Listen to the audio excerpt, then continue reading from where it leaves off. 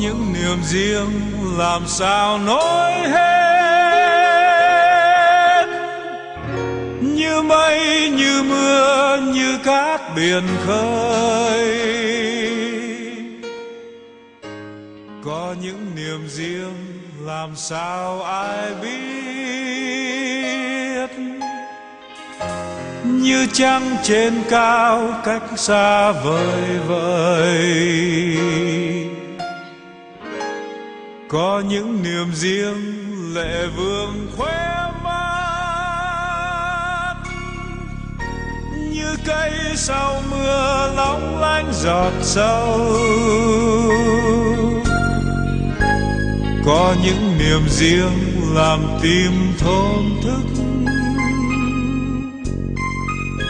nên đôi môi xinh héo hon nụ cười. Này niềm riêng như nước vẫn đầy vơi,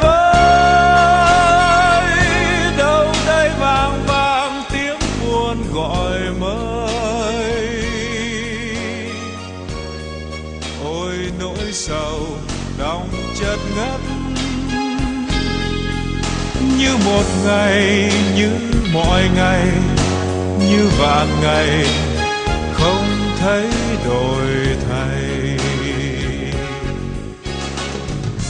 Có những niềm riêng lòng không muốn nhớ, nhưng sao tâm tư cứ luôn mộng mơ. Có những niềm riêng gần như hơi thở, nuôi ta cô đơn, nuôi ta đợi chờ. Có những niềm riêng một đời dấu kín,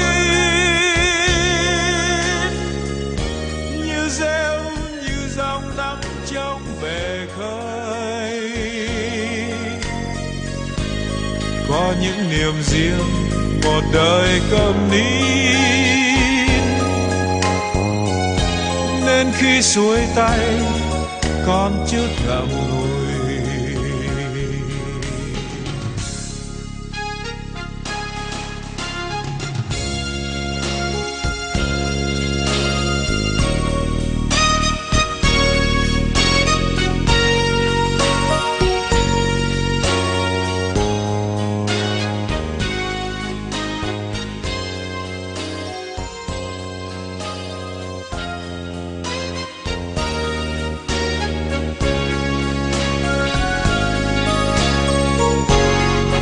Này niềm riêng như nước vẫn đầy vơi, đâu đây vang vang tiếng buồn gọi mới. Ôi nỗi sầu đong chất ngất, như một ngày như mọi ngày, như vạn ngày không thấy đổi thay. Có những niềm riêng lòng không muốn nhớ,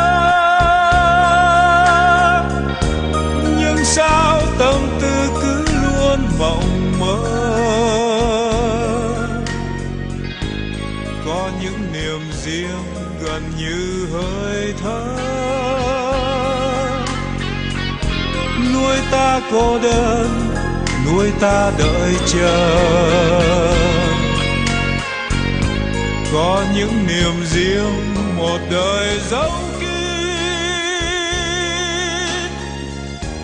như rêu như dòng đắm trong bể khơi. Có những niềm riêng một đời câm nín,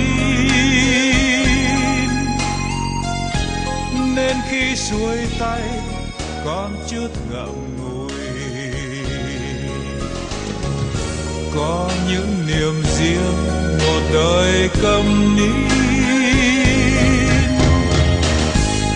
nên khi xuôi tay con chút ngậm